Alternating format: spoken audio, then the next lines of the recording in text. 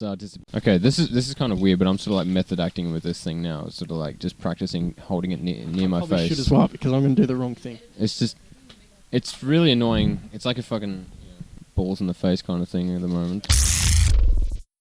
This is the objective perspective, and today we got a couple of topics to talk about. Probably should be a little bit sadder because the world is in crisis right now, and there's no laughing matter about that. And Alex isn't here.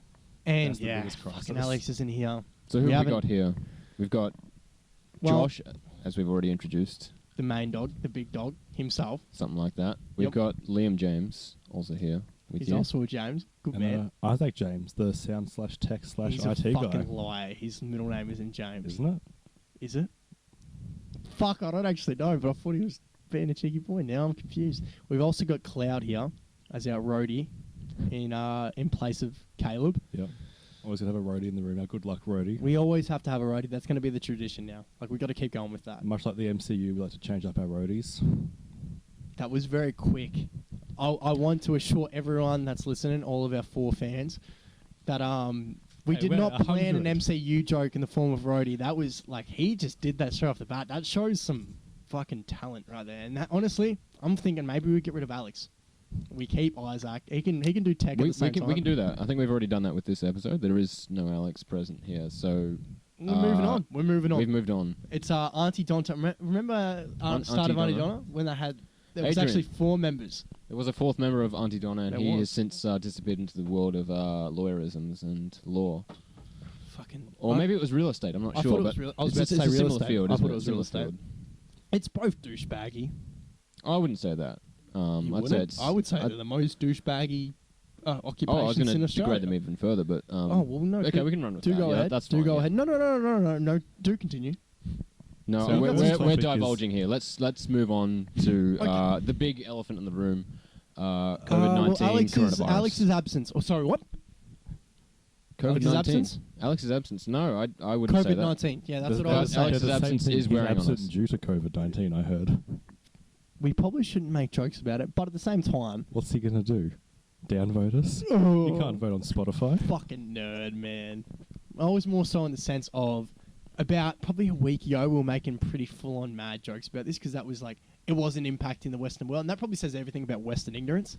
That it's... And like, we weren't doing it in a way to like deprecate like third country worlds or whatever, but it does come off that way because obviously we're not as well educated as we should be in that regard, and not in the sense that we aren't, I don't know, smart or whatever. Well, it's more that we're just being ignorant. We're ignorant, and we're also a little bit complacent. I think we've just sort of, this has really come in really quick for us, and it's just, it hasn't come out of nowhere because it's been around for a long while, and it's just, really impacted society quite heavily. So if you're out there worried and afraid, take solace in the fact that we're reaching you now on whatever platform that you're listening on.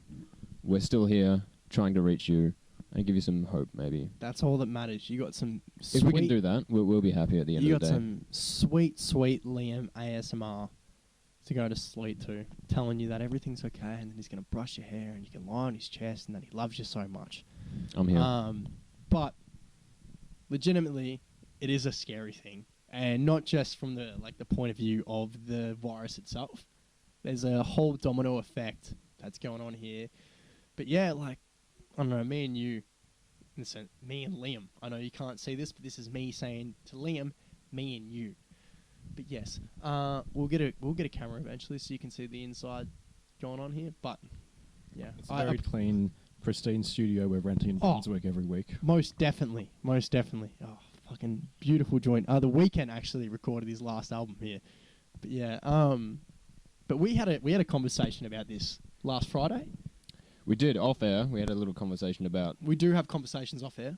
We aren't just fabricated media personalities. We're actual friends. Well, we are fabricated, yeah, but we do have real lives in the background. And yeah, we did touch on COVID-19, coronavirus, and its impact on society last week. Got into it pretty full on. Yeah, it is weird to think that was a week ago, and it's just. It feels like a longer time, doesn't it?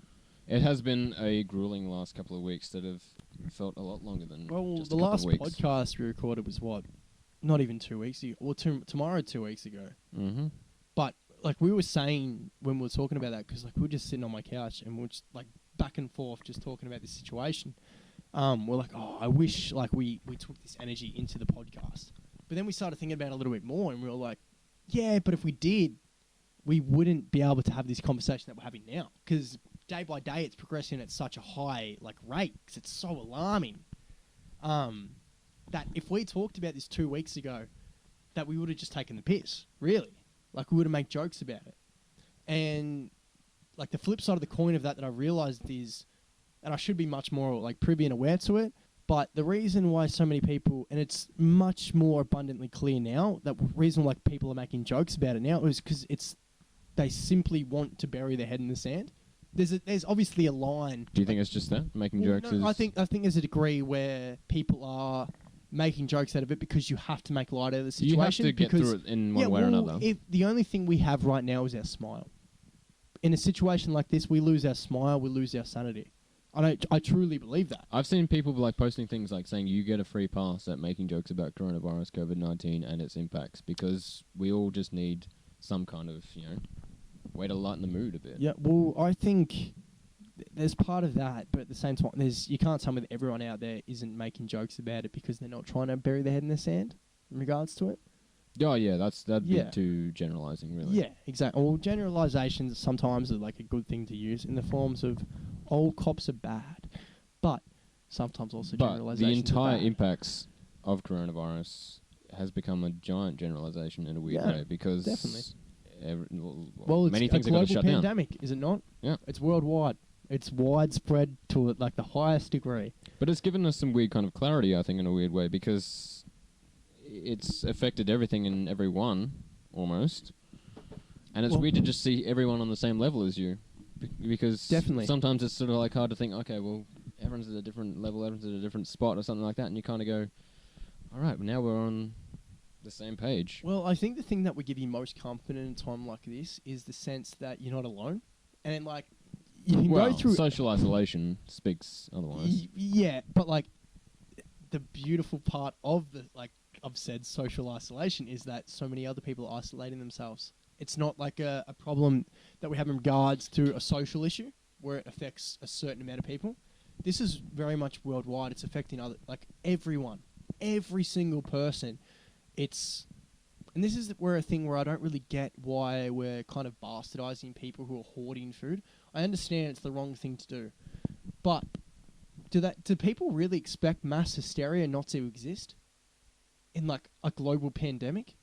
We're also we're telling people not to stress. We're telling people to find a level of comfort. And obviously when it comes to individualism, we should find that. And that's something obviously all four of us here right now, Cloud involved as well.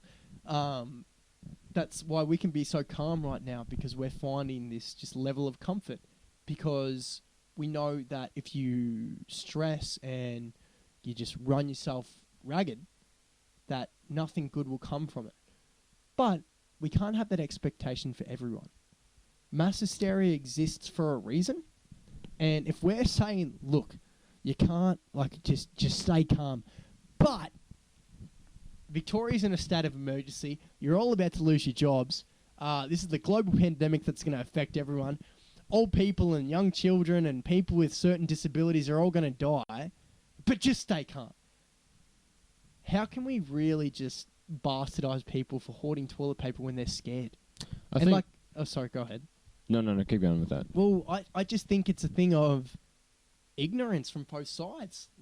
I understand that we shouldn't... Ignorance mostly from governments, or...?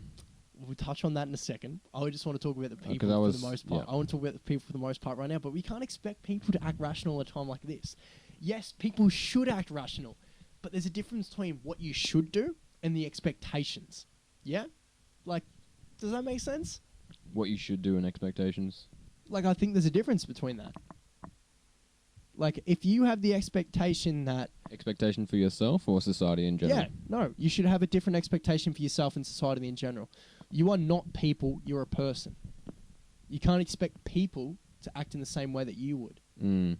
especially when it comes. That's at the root of the problem, though. I think sometimes with these hoarding things or panic buying is the kind of group mentality of you're part of people, you're not an individual yourself. Because people don't like to just have themselves to fall onto. They like to have a group that they belong to, something like that gives them an identity. And I think that's kind of what's related to panic buying and hoarding and such that's going on now. And again, like, I'm not defending it. I'm seriously not. All I'm trying to do is perceive in a way that it would seem normal. Because we, for the most part, our generation before us, and even generation before that, haven't faced something like this before. This is our big thing. Well, they were saying it's the most disruption worldwide since World War II, some people are thinking. Yeah.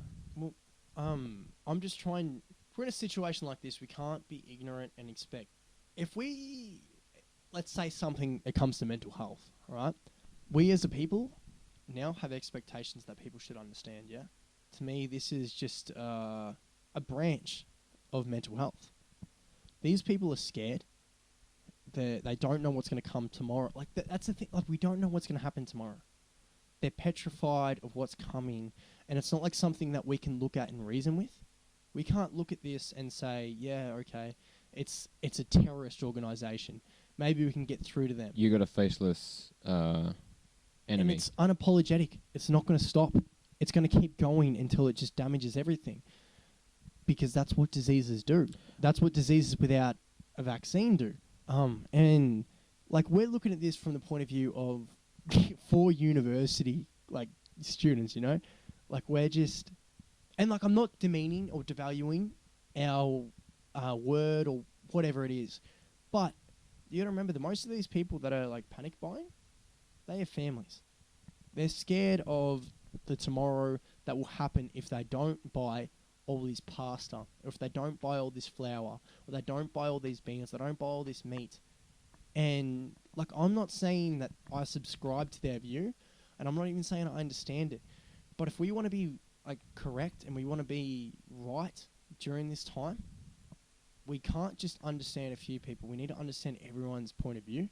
And I don't know, that's what I've been really focused on the last few days. I think sometimes that can be a fool's errand, though. If you're trying to understand everyone, you're just going to spend way too much brain energy and waste it, really, I think. Because, I don't know, for me, at this point in time, I'm thinking this whole thing has given me a bit of clarity, really. Because you said you don't know what tomorrow's going to bring. Because this thing is developing every day and things are changing every day. But that's sort of like a mindset that you should bring whether there is this pandemic going on or not. It's provided me with some clarity, I think. I don't know, that's where I am at the moment. And like, I get that. And that's like a really healthy point of view to get, but... I definitely understand, or am attempting to understand where other people are going, where other people are coming from, and whatever conclusions they're reaching as well.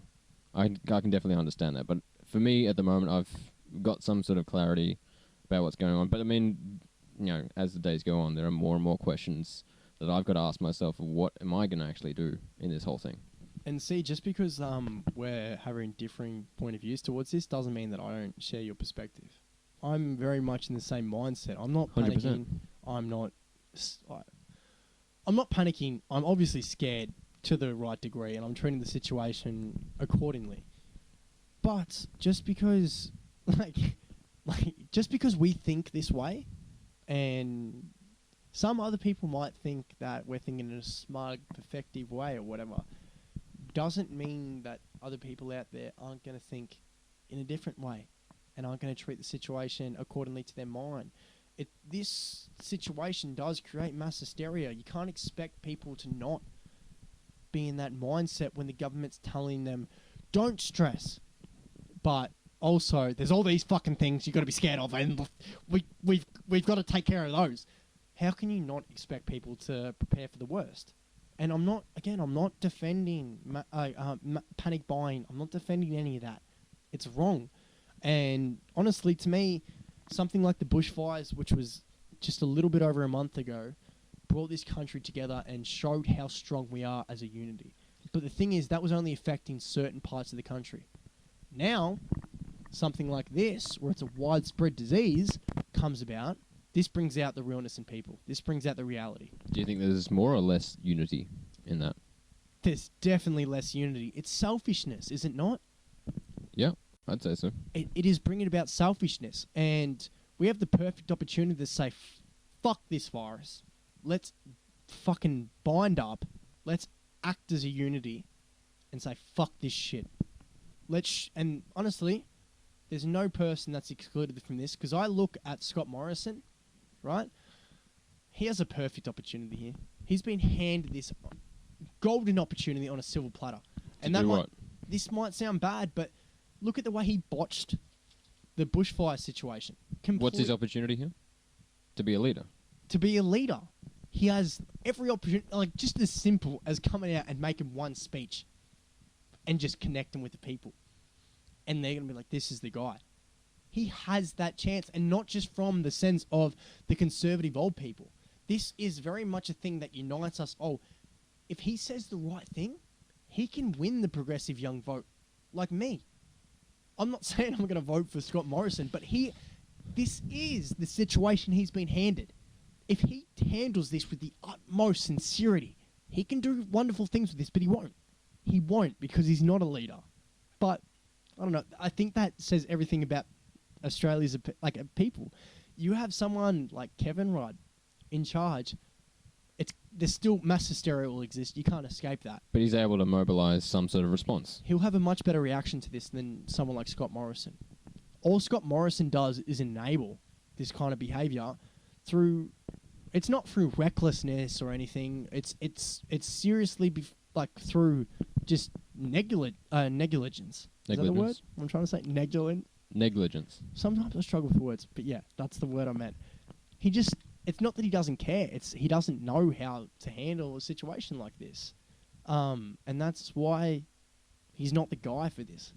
But he does have the opportunity to make up for things here. It's seriously just up to him. But at the end of the day, he's a puppet. He's got the hand in from the powers that be. You just gave sort of an opposing thing there. You were saying that it's up to him, but he's also a puppet. Because it's almost not up to him. We shouldn't expect the Prime Minister to be a puppet. Unfortunately, we have expected people in power. We're more or less an oligarchy now. Yeah. So, yeah, you're right. He is a puppet. And it's not entirely up to him to what he does from his day-to-day anymore. Right. Now that he's in the top job. End of the day, what I'm really trying to say is I don't subscribe to what panic buys are. Sorry, you heard it here first, guys. We're an oligarchy here in Australia. It's definitely the first time this has been. Take this from the objective perspective. Exceptionally hot takes tonight. We only look at things objectively. So he's not lying. We have a lie detector on hand for every member of the objective perspective, even our roadies. Right. So Cloud is we're hooked up now. Yeah, right now. Okay. Actually. If we tell a lie, our testicles get fried. Yeah. And the thing is, obviously Cloud doesn't have testicles because she's a female. So what we have to do is, if she's going to come here, we have to knock her out, and then we have to connect everything up to her person. So if she lies, it's internal, and then she just dies. It just fries her completely. Because she can't lie that's what we're up externally, against can't come here, out. folks. You can't really understand it properly, but that's what we're up against here. We're putting ourselves up against the line. With this kind of treatment, we're trying for you people, all right? And legitimately, I'm glad that we're not lying to you, and so I feel great. But end of the day, we're putting our lives on the line here, people. All right? Can I ask you guys a question? Yeah, do go on. I understand the panic buying of meat and pasta and sauces and all that. Can someone please explain to me why the fuck people are buying flour and sugar? This isn't the time to bake. None of the other baking goods are being taken. It's just flour and sugar. But you got to think about that. Flour and sugar is not going to go out of date. They can make things from that consistently. Also, you haven't got people living on a lot of land. So people who live on land and can grow their own vegetables and stuff like that. You don't have people in the city don't have that. So flour and sugar and stuff like that. Sort of like, oh, this is the basic essentials, the raw materials for making stuff. That's sort of what all they can think of going to. If you're a panic buyer, I guess, and you listen to this, Can you start a YouTube channel where you just try and make shit with flour and sugar? And Just every those two week, materials. Well, they love bitch cakes, dickhead. bitch Don't about you look how like an bad- idiot? Bitch about how bad your sweet damper tastes, please. I don't know. Again, we can't really expect these panic buys to be rational, and I'm not saying that we expect them to be rational. I'm literally just saying, don't be ignorant. We have to expect mass hysteria in a situation like this, Yeah. and if we're expecting it, then that means we're smart and privy enough to understand why it exists. People aren't going to always be on your level of handling a situation, especially when it comes to a family. It's a very different ballpark. That's all I'm saying at the end of the day. And honestly, I'm not even going to touch on the fact that this is a zombie apocalypse, that the government are hiding, because if we get into that, we're just not going to stop. Actually, that's been my favourite headline from The Onion was coronavirus kills 30,000, brings back 8, CDC not sure how to respond.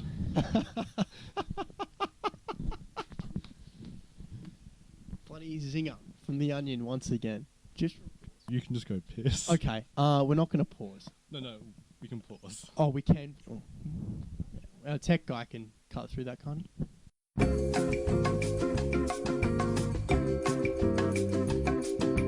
Coronavirus sucks, huh? But you know what also sucks? Having to bloody get out of your room and having to go to the cinemas and watch a bloody flick. Does it bloody not? Well, this is where we're going to have... Is this a Star Wars film? Because fuck, that was a rough transition. Full disclosure, I did make Isaac edit this part because I needed to take a piss, so I had no other way to get into this bar being rough. He would want me to lie about this, but I'm not going to lie. I'm going to be honest I with you encourage people. no lying on this podcast. Don't we all? I edit the lies out. Well, we're going to have to bloody edit everything Alex says out. That fucking right-wing conservative prick. Keep that in. All right? You were saying... I want him to know. You were I want him saying to about going So, to the movies. yeah, cinemas and stuff. Well, yeah. okay, so Yep. along the lines of coronavirus, people are self-isolating, and streaming services are now being bombarded with... It's not just like people are individually self-isolating. It's a very much like some Western, like civilized countries are just in a complete lockdown. You're in complete lockdown, so your only alternative to go see movies is streaming services. But Yeah. as if that was the alternative in the first place, it's the norm now to go watch things on any of your devices, computer, phone, or anything like that, rather than go to a cinema outside of your home. Just not completely new releases. Yeah, obviously, yeah. But I mean, now we're getting the question of movies going directly to streaming services because of these lockdowns all around. And personally, I kind of feel a bit sad about cinemas closing down, shutting up shop for a little while. I don't know, Josh.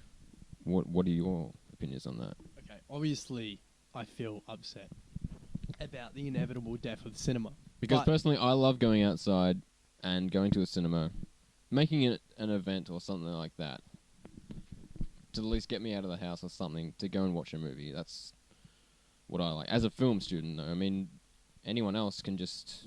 Ooh I la know, la, film bloody student, huh? Of course, I'm a higher being here, really. I believe that 100%.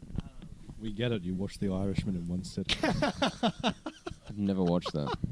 Well, who are you then? To Well, I watched speak of The cinema? Lighthouse in a glorious cinema, which is absolutely beautiful.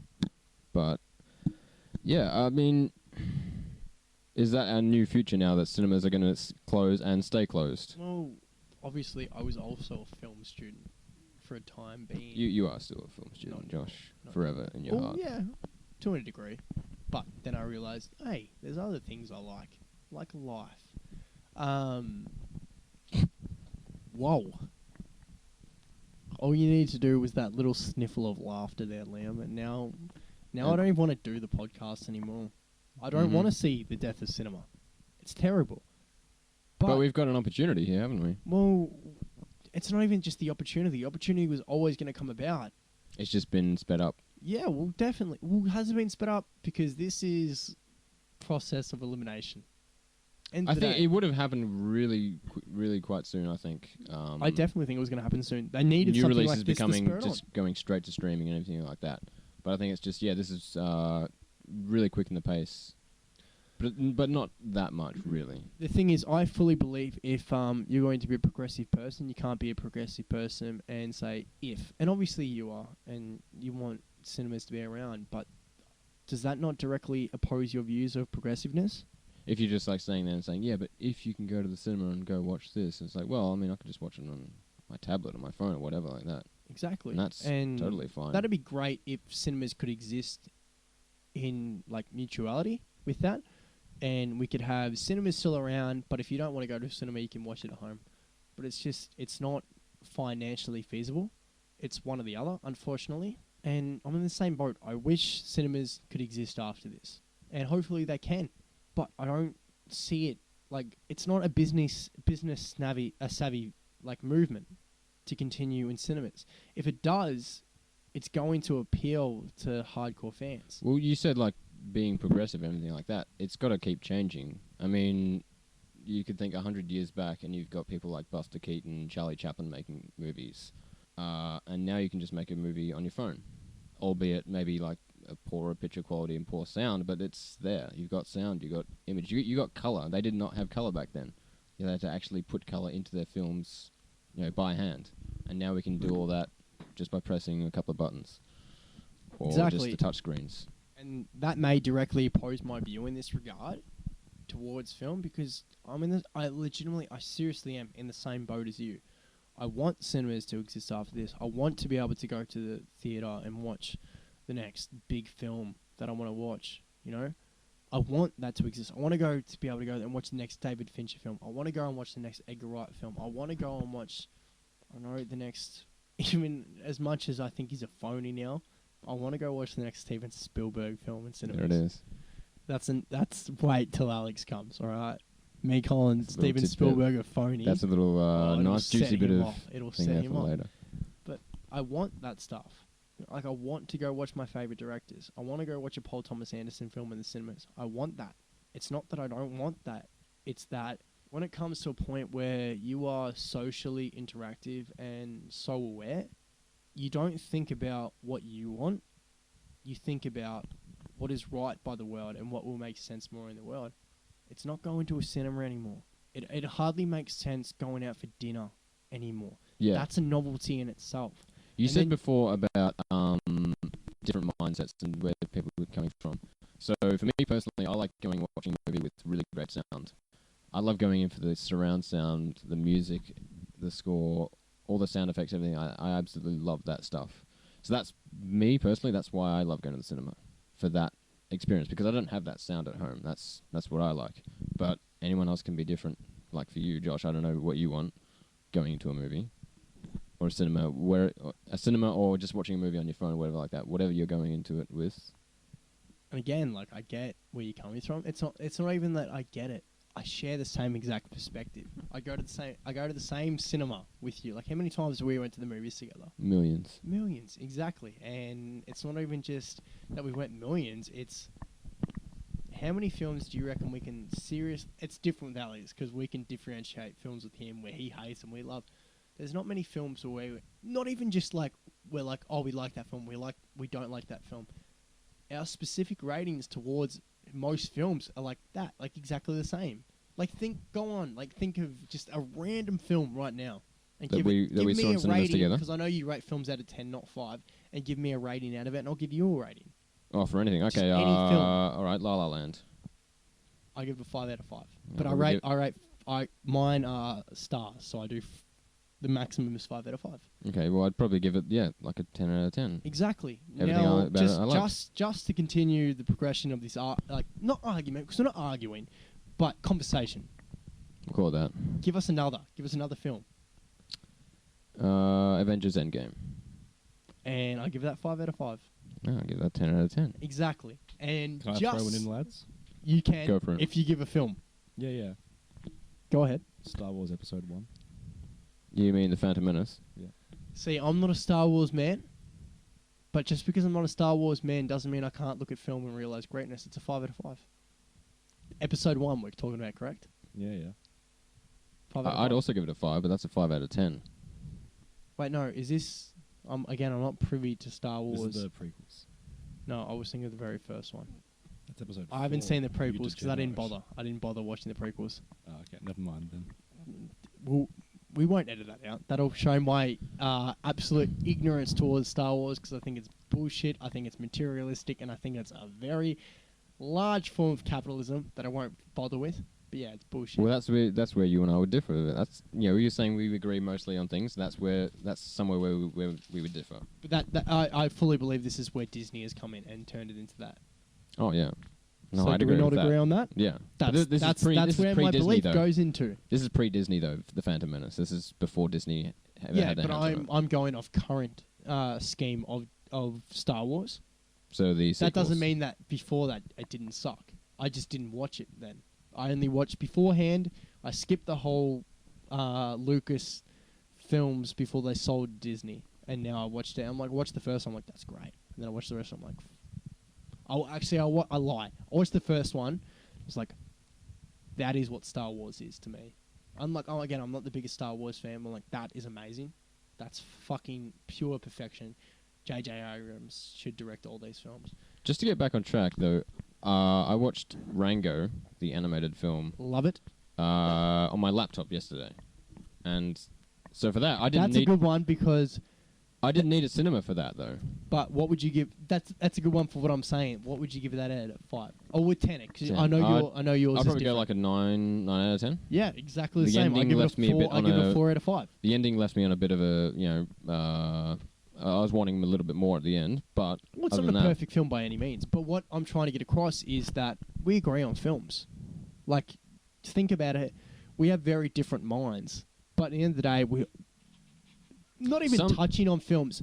We are always, and I said this to Alex the other day, me and you specifically are just like that. We can just not talk for 6 months. yeah. But sometimes you want to go into a movie and say, I wanted to watch that in cinemas. You can, but is the want meeting the demand of that? Like, really? Like for me personally, or Well, not for you personally. Again, I share your perspective. That show, I don't know, it's I tried to whatever- show that through our. it's whatever you want to get out of a movie. I tried to show that through our shared love of film, because, again, all of our films like exactly the same almost. What I'm trying to more get across here is that just because it might meet a specific need for you, it meets the exact same specific need to me. Yeah, we're talking about art here, so it's going to appeal to different aspects. Obviously, this podcast is called The Objective Perspective, but when you're talking about art, it's always subjective. But when it comes to subjectiveness, you can meet with agreeableness. For the most part, I don't know if that's word agreeableness, but for the most It is now. All words are made up. So. But for the most part, I can't really think of many things artistically that we disagree in. Even when it comes to music, I feel like I can bring you something and you listen to it and you're like, that sounds good. And you showed me some music before this episode and I was like, I like that. I love that.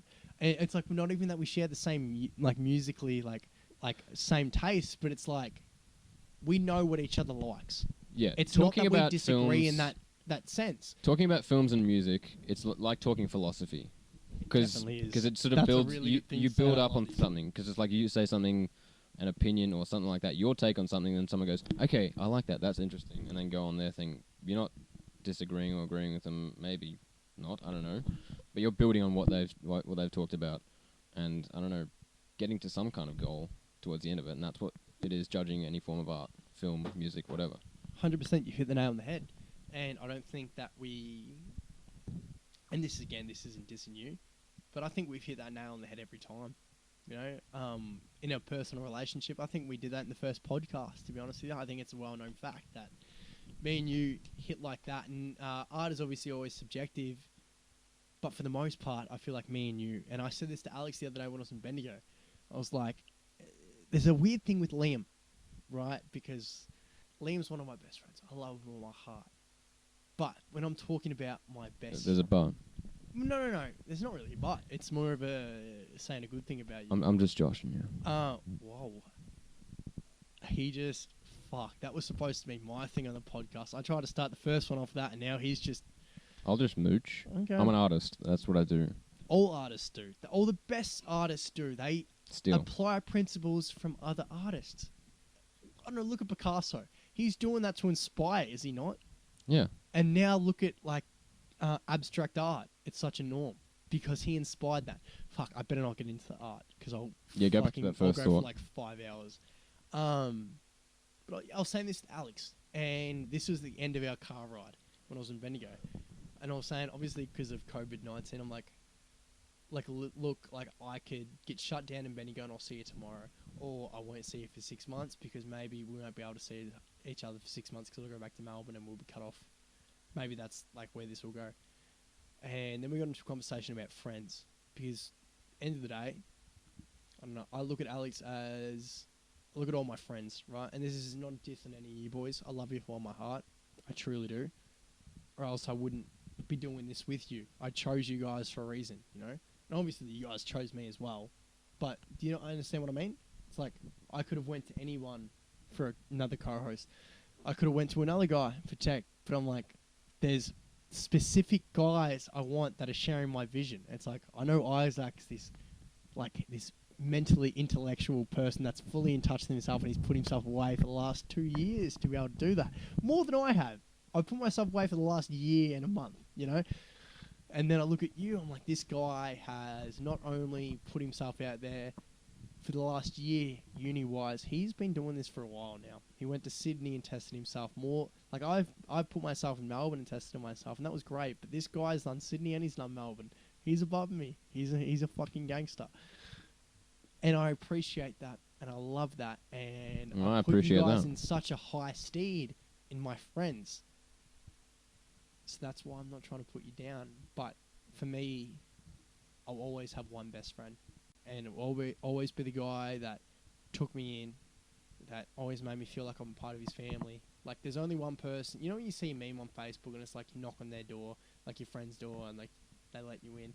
But then the other side is, when it's your best friend, then you just walk straight through the door. There's only one person I can do that with. It's Alex. And we're such different people, so it should not make sense. Because I'm an extrovert. He's an introvert. Maybe that's why it works. I'm a high sports person, you know. I play in a Division 1 football club. Alex doesn't. Alex works with animals. And you can keep going with the differentials between us. But for me, Alex is my best friend. He always will be. But we'll sit in the car and we're talking about differences. And we're like, fuck, like, end of the day, like, it's not like we get to differences in the point of view of we're arguing. It's more so we're just different people. We're spitballing all the time with different things. And then that came to the point of view of me and you. Like, me and you as in, like, me and Liam's specific relationship. And it's like, maybe I'm an extrovert and Liam's an introvert. But the thing with that is, that doesn't mean you're different. You can share all the same point of view as that person. You can share all the same characteristics. It's just that person likes to be more alone and the other person likes to be in front of people. That's the only difference when it comes to me and you. I like to be alone, but exactly. also be in front of people at the same time. But it's called acting. But my thing is, I prefer to be in front of people. You prefer to be alone. I also like being alone. You can also handle being in front of people. We're very much alike, and that was probably a long explanation for why I wanted to get into this. I think what you're saying is that if we got all the same people on this podcast, then it would just be an echo chamber. We wouldn't have a podcast. It would just be an echo chamber. And so that's why we need all these differing opinions, these different takes on everything. To an extent, we need controversy. You know, and it's not to thrive, because obviously we're a very young podcast, but it's to differentiate ourselves from any other type of media. And that's what we are. What anyone says doesn't matter. We are a type of media now. We are creating ourselves in that manner. And we're going to keep fucking climbing this skyscraper until we're at the top. And I don't care what anyone says. That's my view. And what I say happens. And that might be ignorant, but it's also true. But you're talking about those differences. That's where the subjectivity of taking on art is really important. Because you can get people trapped in this really weird mindset of like liking something just because it's had a I don't know, an effect beforehand or something like that. You know, an artist gets all these awards for something because they had one breakthrough piece of art, and now everyone just like swamps around it. Like Van Gogh, all his artwork is now priceless. at the time of when he was Also alive. beautiful though. Yeah, it is. But at the time he was alive, where was that money? Where was all that praise going? It wasn't there. It was only after he died it came in. But you can sorry for interrupting you, but you can put that mindset on anything. Yeah, but you get trapped in like a hive mind though. And I think because Van Gogh's art is very beautiful. But obviously, it's amazing. a lot of people just get in like an echo chamber, a hive mind, something like that. That's just you bouncing all the same ideas around and around. Van Gogh's art is generational, but I feel like we can probably, and maybe this is the worst word to use for it because it's a bad word used traditionally, but we can manipulate your argument from Van Gogh into an argument in supportiveness of me. I appreciate Van Gogh's art. I think it's generational. I think it's great. I think it's beautiful. I think it represents a whole culture of what yesteryear used to be like. Same with Picasso. Like, you can look at Picasso now and you can see anything. You can look in this room and you can see something Picasso inspired. Anything. Like, anything at all. Like, I don't know. I look at these books, right? And obviously, people at home can't see these books because we don't have a camera yet, which we'll get around to. But, I don't know. I have 4 books lined up against 3 books. It shouldn't work like that, but it stands up. And guess what? It looks abstract to an extent. But because we've preconditioned our eyes to it, it doesn't. Because that's what most books look like. But yeah, that's what it is. It's an odd to an even number. It's abstract. That is Picasso inspired, even if we don't think about it like that. And maybe I'm just a fucking psycho that thinks about things too much and gives into the emphasis of fashion too much, but that's what I believe. You got to see art in anything. Yeah. But again, like, it's not that I disagree with you. I agree with you. I want to go to cinemas. I want to be able to go watch that, but something like this comes around, and obviously you got to put that on hold. But yeah, we got to put it on hold because it's bigger than cinemas. But also, this comes around and it tests the waters for how much do people really want to go to cinemas. And yeah, me and you want to go to cinemas, but how much does the next person want to go to a cinema? How much would they rather not sit at home and watch a movie on stream? It's about comfort. If we're going to be... And you're a progressive person, are you not?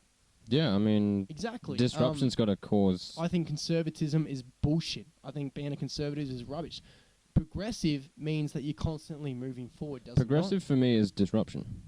You got to have disruption to something, and this whole coronavirus COVID-19 thing is a disruption to a lot of things. So that's why, in a weird way, I'm kind of at progressive, ease. Yeah. Yeah.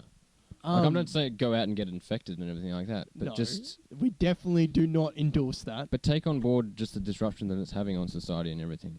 It's and I get that. A weird phenomenon, but in a weird way, yeah, I don't know. It's like what just you can't take your eyes off it. I guess this is going back to art again. It's something that it kind of is artistic in a way. Any kind of art is supposed to catch your eye. All this thing is catching your eye, your ears, everything, and that. It's catching your whole attention. People kind of get caught up in... When you say art or artistic, they kind of... Like, your vision kind of goes straight to painting. Does it not, for the most part? From an uneducated eye, yeah, your vision goes towards painting. In a weird way, this kind of is art. And not just from the point of view that it creates art, it kind of inspires it as well. You can't tell me, like, we're going to have films created because of this. There will definitely be paintings created because of this. Like, there will be different... with songs. There will be songs. Different interpretations of art will be created as a result of this. Sorry? We've already had a few songs already, I think. I can't name any artists, but I have seen some songs popping around. Really? I haven't seen anything. Yeah. Really. But that says everything, does it not? Again, I agree with you. I seriously do. I want to be able to go to cinemas after this. But you got to think outside of the box in regards to what you want and what the people want. And then it comes to a point of, is it financially feasible? Would it make more sense to be able to stream a movie for $20 from your home? Well, maybe that's seeing the beauty in it, is that if it's going to be... through this disruption, it's going to be a niche area or something like that. If it's like a niche area, then it's somehow more attractive, I guess, to people. People like it appeals more to people. You know, it's like, oh, there's a cinema over there. There's not as many cinemas as there used to be. So But it's again, that's isolating. No, no, I don't think it is for me really. yeah, but that's specific to you again. Like what you think Yeah, I doesn't can only really think for me. necessarily matter, and like that's not me not trying to demean I'm what you selfish, think and what alright. you believe. But yeah, like it kind of Yes. is like a selfish. it Thank kind you. of is a selfish nature. Like, and you're not gonna be able to escape that. And a lot of people misconceive selfishness as you're just a piece of shit and you only care about yourself. That's not what it means. It means it's something you want. Selfishness and self-love are closely related, They definitely are. but it's just learning to curb and control that selfishness. That's the It's biggest what challenge is- I'm learning to be able to be comfortable with now, trying to control an ego and trying to control a person. But touching back again what we were talking about, it's a different thing of expecting cinemas in every town to exist or expecting cinemas in every suburb to exist, because Cloud touched upon this before the podcast, but drive-in cinemas still exist and they thrive, and that's great. It's not that I want cinemas to die, but drive-in cinemas aren't nearly as abundant as they used to be, are they not? No, I've only ever been to one in my whole life. I've only been to one in my whole life, and I thought it was great and I loved it, and it was a different experience, but that's exactly what it was. It was a different experience that was separated from the norm. It wasn't what I expected. But yeah, okay, that's touching back on my selfish interests. Is like it's just something you've never tried before, so it's like, oh, this is interesting and exciting, rather than doing the same thing. I get stuck in that, doing the same thing over and over and over, but sometimes when you kind of think, oh, this is a new, interesting way to do something, you just find all your senses are just, switched on at that point. Because you can really numb yourself to doing the same thing over and over and over, and you just become numb. And then doing something different you can have a different reaction to it, but me, most of the time, is all my senses are just switched on, and I'm just like, this is, this is great, and a new great experience that I'm having. Is it more of a norm in that sense, or is it more of a progressive nature? I hope it's progressive nature. But do you really think it is? I couldn't say. I really couldn't say. Because like, I'm not trying to put you on the spot and try and like seclude you from this situation, but to me, it kind of says that it is like an individual kind of perspective of wanting to go to a cinema. It really is a novelty now. And it's great that we still want to go to cinemas, because obviously I want to as well. But what makes more sense, like financially, and that's, again, we shouldn't think like that. As individuals, we shouldn't. But it does create a viable nature to everything. These are monopolies. Yeah. That's what this is at the end of the day. Like, are we going to really expect Disney to release films in cinema to appease us? Or are we going to expect them to release films at home because it's going to make more money for them? That's what it really comes down to. What makes more sense financially? 100%.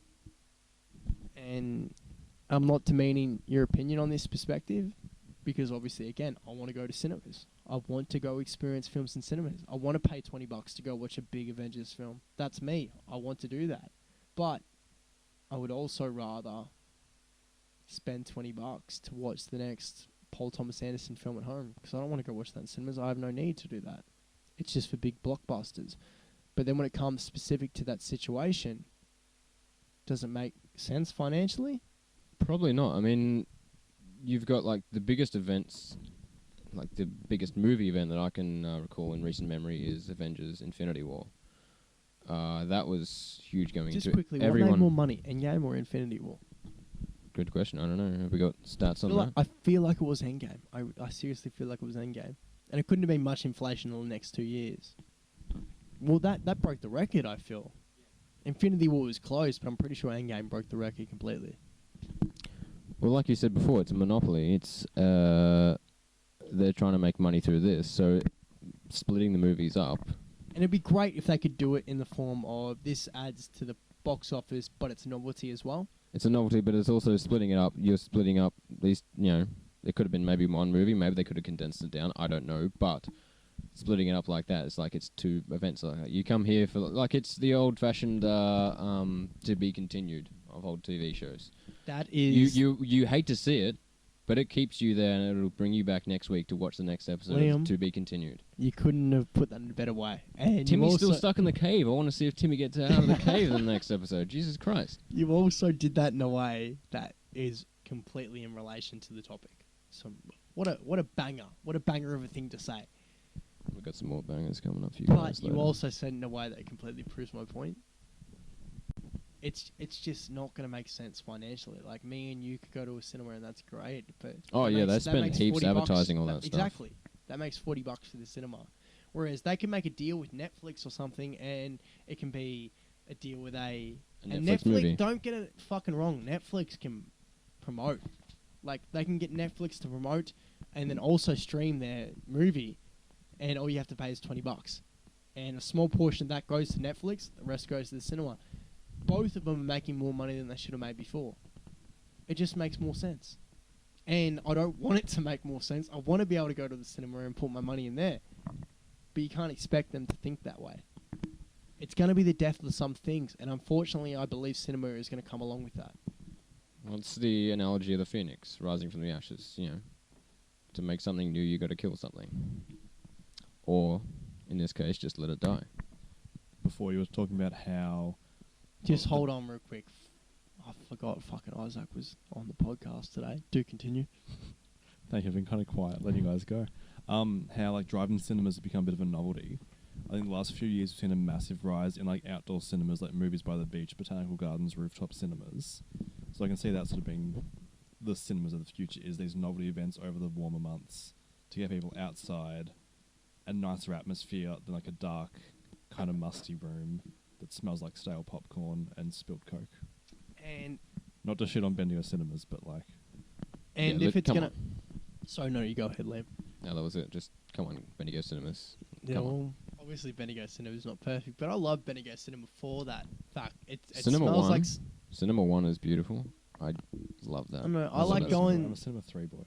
The one that was just around the corner. I'm a Cinema 5. I like walking... Maybe it's not specifically because of the room. I like You being the able to corridor walk... Yeah, I like being able to walk down the whole thing and then saying, I gave my experience to this film, so I'm going to watch the And film. they're like vaguely recognizing movie posters for 6 months down the track. Exactly. It's like you get to see these cinema posters and like, oh, fuck, I can't wait to watch Jurassic World, Fallen Kingdom.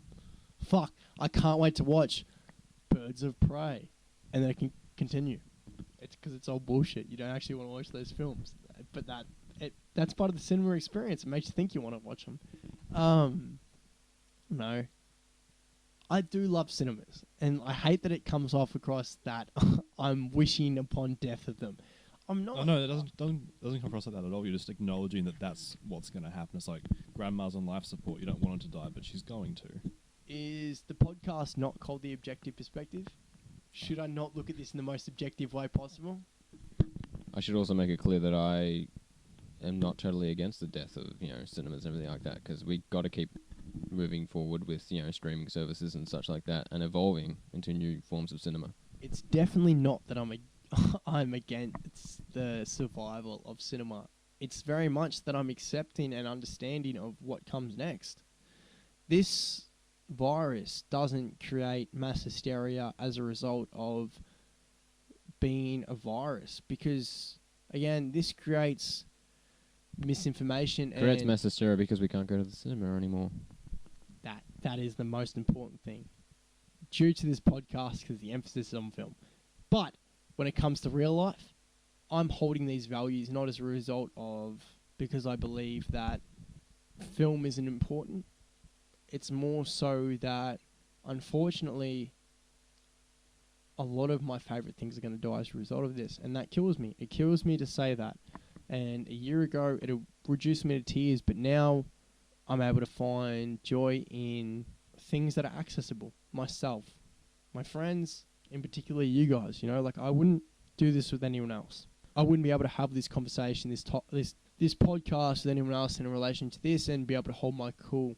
And not in a point where I'd be reduced to tears, but maybe if I had this podcast with anyone else and we were talking about this in such a scary way that I'd be reduced to tears, but I'm not. I'm able to hold my cool because I'm around you guys, and it instills me a belief that things are going to be okay. But at the same time, just because I'm instilled with that belief doesn't mean that I believe that certain things are going to survive. And it's not just exclusive to cinema and theatre. I think some sports codes aren't going to survive. I honestly believe that the NRL will not survive. And I'm not an NRL fan by any means. I'm an AFL guy. I love Demons. I love Melbourne. I'm a Melbourne Demons man. I love the boys. And I will die until the day I defend them. Okay, I got to train with them once as a 15-year-old, and ever since then, I'm like, no, I'm a Melbourne man. I could have played with these guys. This is my team. But because of that, there's so many things I've attached myself to that I want to survive in the name of COVID-19. But then there's some other things where I have very much invested my time into believing that maybe that's just not possible. And I love cinemas. I love going to the cinemas and I love watching movies. But I think, unfortunately, this will have to be a casualty, along with a lot of other things. And things that are bigger than it as well. Bigger than your local cinema. I think major sporting events, I think major musical events, I think a lot of things are going to die. Like, welcome to the new world. Yeah, and that's what I die, Josh. Talking about like a temporary, say, 3 to 4 years, or a permanent, like they're not coming back. Permanent. You think NRL is not going to make a comeback? If the NRL was going to make a comeback, they wouldn't. As soon as they got scared and had a threatening proposition put upon them, they wouldn't have went to the government and said, hey, we need a bailout here. They can't survive this because no one, this might sound harsh, but no one cares about NRL. Can we have some background information on that? Because I haven't heard anything about with that. NRL? Yeah, I'm not sure if people listening to this have heard anything. I'm not a huge NRL fan. I'm just a huge sports fan. Obviously, but what has happened? I don't know what's happened with that. NBA and AFL are they're my sports. They're my go-to. I love them, but I know everything else about sports. With NRL, it's very much a thing of they do not have the fan span to be able to survive something like this. They don't. So is that what happened? They've actually. Well, they don't have the viewership. They don't have the viewership, and even if they did, you're taking away all the fans that go to the games, and you're putting them in the stand. You're putting them into watching the game. It means nothing. Okay, but is that a confirmed thing that they're not actually going ahead with the games? No. That's a solid fact. Well, I'm not too sure. I don't follow sports whatsoever. But AFL aren't going to go ahead with the games after this week. That's why it's been reduced to a 17-round season. AFL can survive it because it's... Maybe if it wasn't a global game, it wouldn't survive. But the thing is... If AFL's so not many going people on, survive. people are going to watching NRL. It's not going to be the other way around. Is that what you're saying? AFL is superior code. So many people in Victoria, and Victoria is the biggest. Victoria is the biggest thing in regards to sports. So everyone watches AFL in Victoria. Even if you're not a huge fan, you watch a Richmond game. You watch a Carlton game. You watch a Collingwood game. If there's an exciting game on, like this weekend, Melbourne West Coast, you watch that game. But surely you've got much more popularity of NRL and rugby league up in Queensland and New South Wales, and bigger populations in New South Wales at least than here in Victoria. But you also got to take accountable that it's not just the one code. There's also rugby union. That's the more popular sport. Okay, I'm ignorant of that. I have absolutely no idea of the difference. Rugby league's just a more presented sport. AFL is the superior football code. You have Victoria, which is the biggest sporting state, not just in Australia, but like percentage-wise, in the world. Everyone follows football here. Like, think of one person... Aside from, percentage-wise in this room, I would say it's... Go ahead and ask him who he barracks for in football. There'll be an answer. Isaac? Who do you go for in football, Isaac? I don't follow any fucking sports. Isaac, growing up, you had a team you supported. Your dad didn't follow anyone. No, we had bigger issues at the time. There was no footy. I understand that, but like you never grew up and said, fucking go the Bombers, go Tigers, go Demons. Once a year, my granddad's birthday, I pretended to care about Essendon. There you go. I understand that's a very specific thing. We've got the pretense set. But the example that I'm trying to make is that you don't have that family or influence when it comes to NRL in every person in those states. Everyone here has an influence to a degree. You can ask anyone, and they'll say, I went for this team once because my grandpa did, or my great-grandpa did. I can't fall back on any information about that, because living in New South Wales for a while, there was just a lot of people loving rugby and not AFL. They were like, oh yeah, I support a team in AFL. I don't follow it though. I'm definitely not saying people in New South Wales support AFL. What I'm saying is everyone in Victoria, South Australia, Western Australia, Northern Territory, and Tasmania, whether it's... I thought Tasmania were rugby. No way. How many Tasmanian rugby players do you think have come from there? Because People who went to my school came from Tasmania, and they taught us how to play rugby. They're dumb then, because like every I can think Right, of. I can called think them out. Jack Rewalt, Nick Rewalt, Russell Robertson. I can keep going. Like, and all those guys I just mentioned were gun key forwards, like stars of the game who knew how to kick goals. Tasmania is very much an AFL state. Hawthorn, North Melbourne are Tasmanian state teams. They love them there. What I was trying to make the point of, and honestly, it might seem like Isaac didn't make that point for me, but he did. I'm also going to add, what we've got in Victoria doesn't even compare to like the American sporting cult. No way, but that's because we have 25 million people here. But if you said percentage-wise, I would say any American state would beat out Victoria. Oh yeah, 100%. Before you just said, but the percentage-wise, we're the most sporting supportive state in the world. The point is still valid though. Like, it might be skewered. It might no. I take it is skewered. It definitely is skewered. But you can't take away the point. What I was trying to make in the sense of in Australia. You have Victoria, you have Tasmania, you have South Australia, you have Western Australia, and all those countries, at least 80% of them, if not more, it's AFL. And it's not just a casual thing. And why I touched upon you is because I know that you don't follow it. But you had someone in your family who made you follow it to an extent, and maybe that hasn't followed you through to the rest of your life. But if someone came, at no point I couldn't name a footy player. No way, and I agree with Maybe I don't Gary agree with it Ablett. because I don't agree. Yes, because he's the best of all time, Gary Ablett Jr. And fucking, you know what? Line me up with abuse because Gary Ablett Jr. is the best player of all time in the modern era. And guess what? The modern era means he's the best of all time. Guess what else? LeBron James is better than Michael Jordan because he came through in the modern era. That's because when the game is more developed, he becomes the best. And I'm not going to touch on it more. But guess what? Tom Brady's also the best fucking player of all time and definitely the best quarterback. All right, let's move There's on. no disagreements here because I have no idea who we're talking about. I know it's just festered up to a point where I'm sick of the people making up bullshit. Tom Brady, LeBron James, Gary Ablett. That's the holy trinity. All right, we got that I still locked think in. NRL's going to die. I think it will. I think it'll slow down after this. They wouldn't ask the government for like an assistance package straight off the bat. Like as soon as they got scared, if it was going to survive. They barely get crowds at the moment. Like a high crowd is like 30,000 for them. It's not going to die. Like it's not going to get to a point where there's no NRL. But like the There'll AFL is scared they're gonna clubs are gonna die. They're afraid clubs are gonna die, and they Maybe probably like average in Melbourne. They maybe probably like a 3 or 4 year term, sure, but in 10 years' time, they'll all be back. But we got to remember that what's happening now is progressing at such a high rate, and like the government, which I don't want to give them anything right now, but at the same time, I'm going to back scientists in when they're being truthful. They're giving us a 6-month frame rate here. And like the players, they'll stop playing. Yeah, but There'll still be people who want to play at 2 years down the track. But start reforming. The thing is, there's no other code of AFL. This is the superior code of football in this country. NRL has never been the superior code of rugby. Rugby union is. There'll still be the supporters who will come back to play it.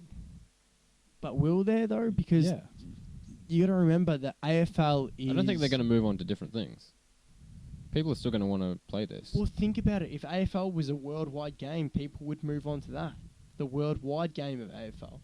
Rugby league and rugby union are both worldwide codes. It's not specific to Australia. The only reason AFL survives is because it's specific to Australia.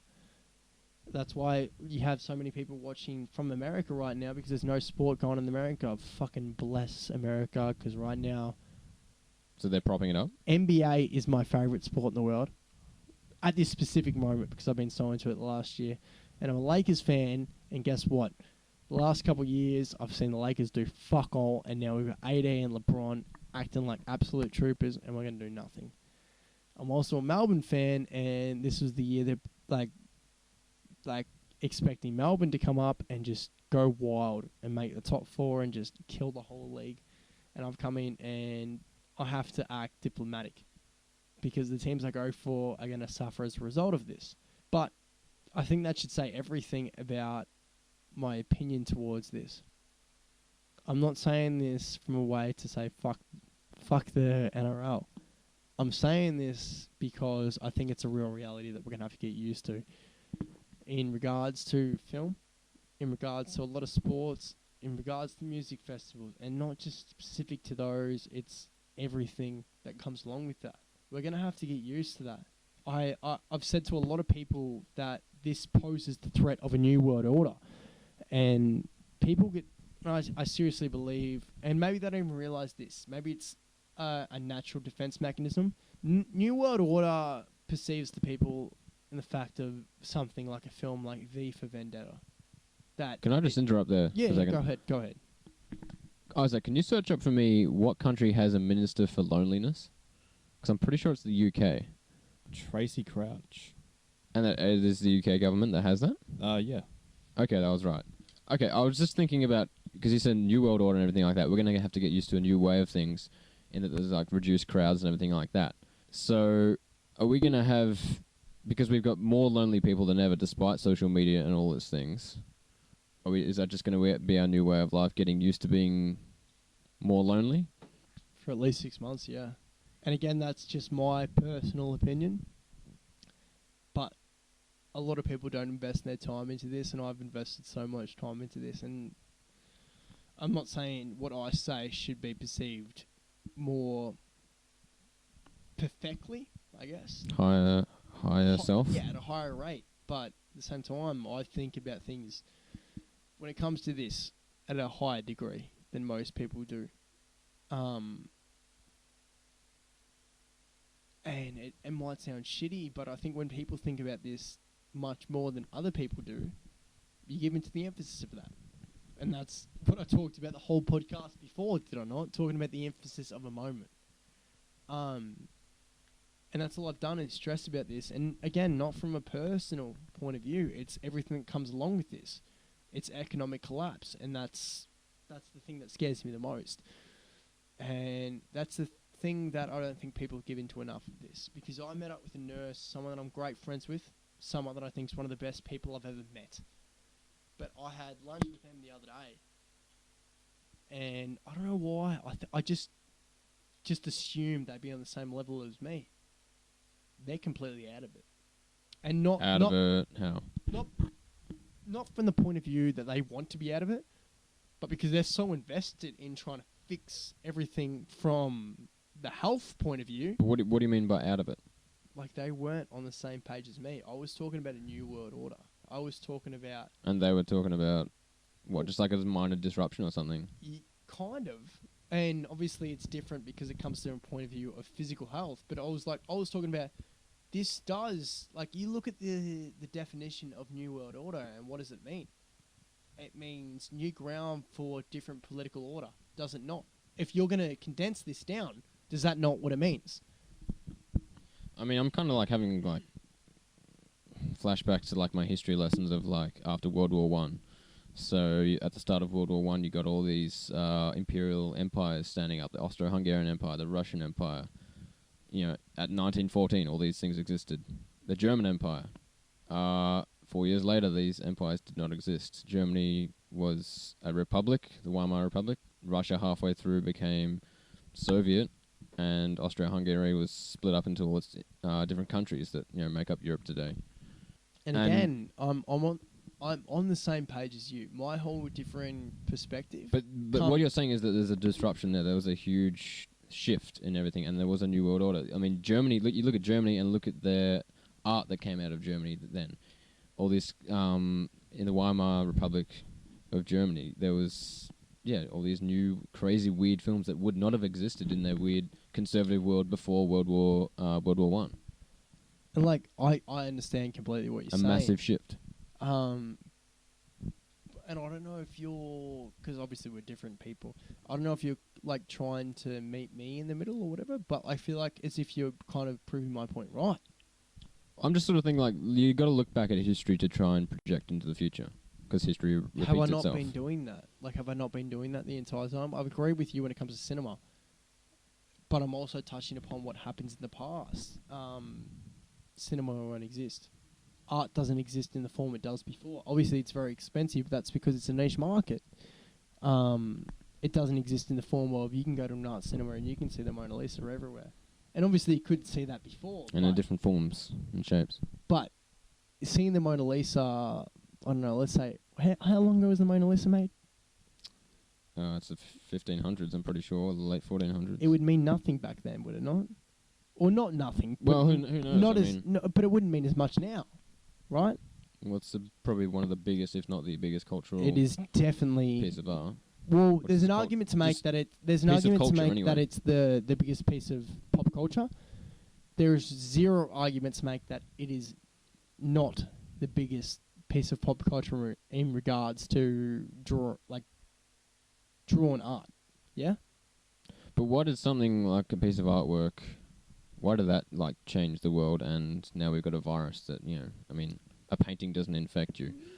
A virus does. For the most part, it's because no one drew that way. For the secondly most part, it's because that created a whole spur of movement. And I understand where you're coming from because, again, I agree to an extent. I'm not gonna even if I went and seen the Mona Lisa, like from my own eyes, I seriously believe it wouldn't mean anything.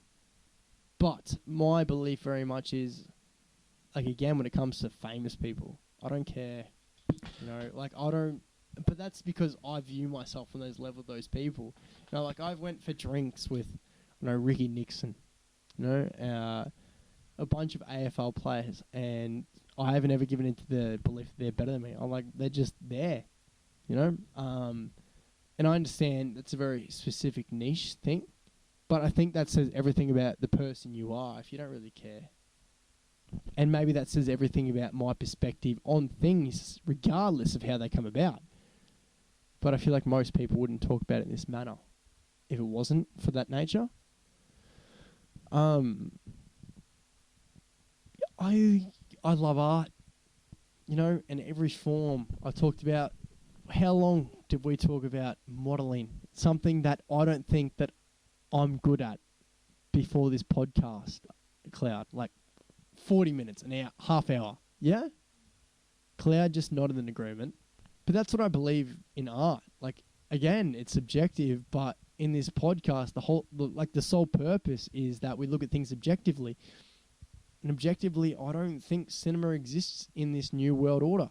And people look at, when I say new world order, as in, oh, it's going to be this whole new political, like, landscape. It's going to be this whole new political scheme and deep everything. state kind of stuff. Yeah, it doesn't have to be a deep state just because that's what most people's minds go to, I think, when they hear that's what upsets me the New most. World Order and stuff like that. Yeah, that's what upsets me the most because it doesn't have to be that way.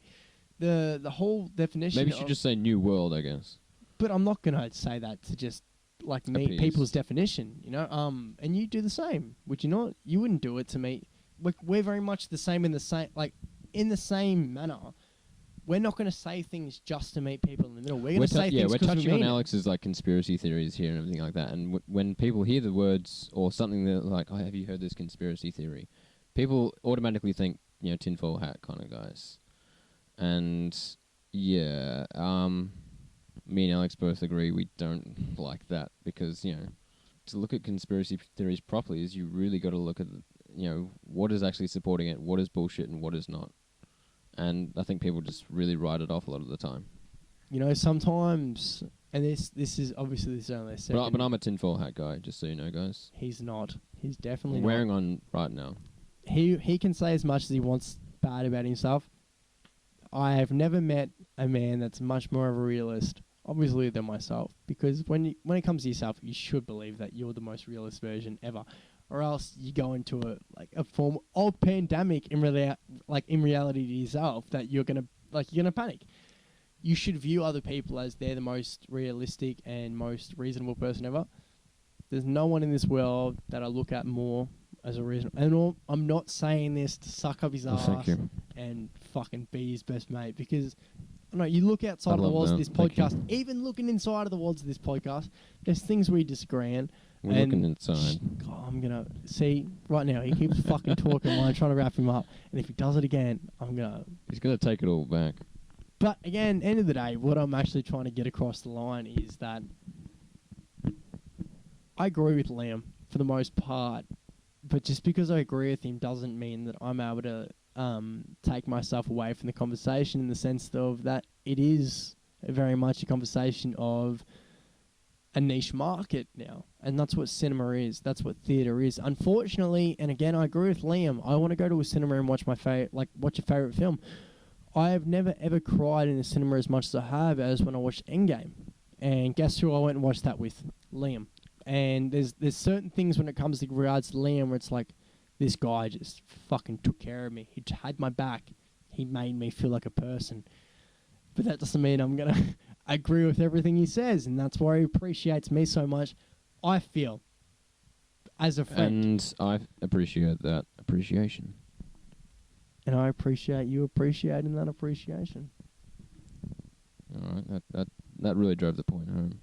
I feel. Well, I win. Thank you. You look like an idiot now, mate. It's not about winning or losing, But Josh.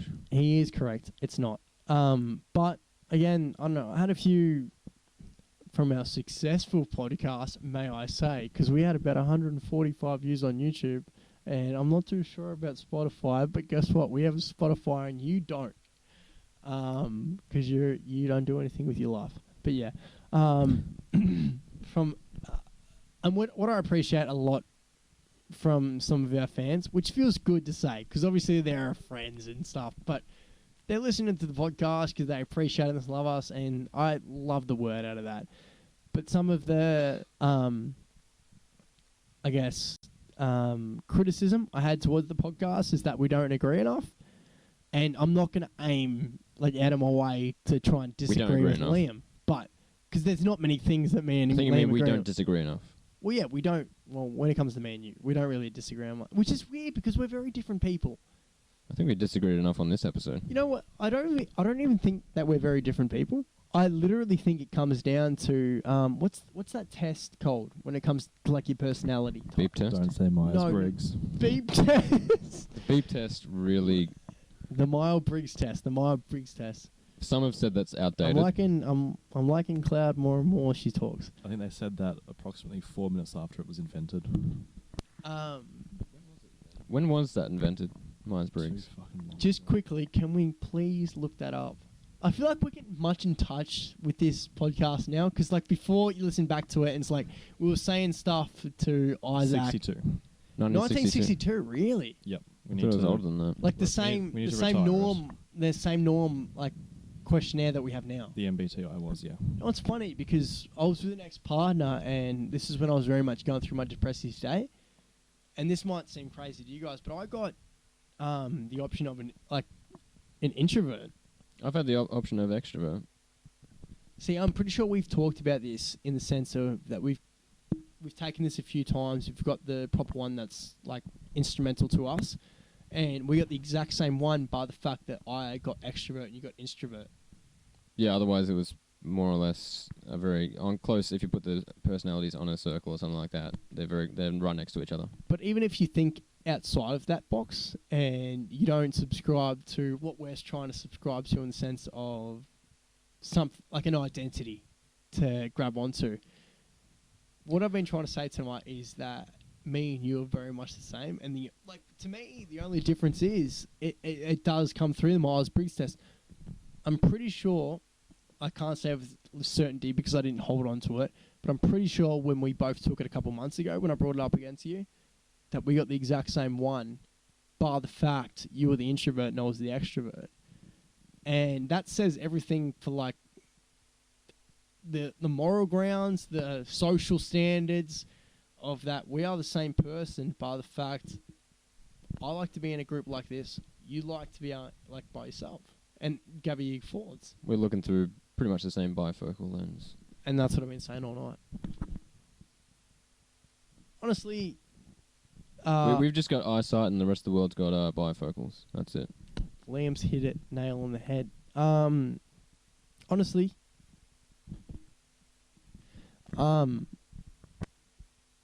this was an objective perspective to the maximum extent because I put a perspective to force that I didn't really believe it. It wasn't subjective, but it was objective. Okay. I disagree, really. I don't think we've reached the maximum. This Guess is only what? our second episode. We're going to reach the maximum throughout the course of many more episodes following this. And guess what? That says everything about how we want this this project, this podcast to go. We want it to be this way. We want it to me and him going ahead. And, when Alex comes in, he'll come in and he'll chime in like the dickhead that he is. But end of the day, it may not be the maximum extent of what we want, but we have got what we wanted out of this. It is an objective perspective, and we're putting those forward. It may not be my subjective perspective coming forward on that, but it definitely is my objective perspective because I want to go to cinemas. But I believe that it's more stable to have cinemas coming ahead of that. More stable to have streaming services bring that forward to you than it would be a cinema. And would you agree with that, or would you? I'm not saying from what you want to do because I agree with what you want to do. I mean, I'm not much of an advocate for stability. That said, well, you don't have to be, and that to me says you don't like. Beauty you don't is agree. chaos, and chaos is beauty. I love you, Liam. I love you a lot. Well, he didn't even say he loves me back. That says everything about a cheating bastard, does it not? World. He's got the camera. He's got the microphone held up to his fucking mouth, so we better say something important. I know you love me, Josh. Obviously, I just said that like 2 seconds ago. I can tell you what Liam loves more than anything.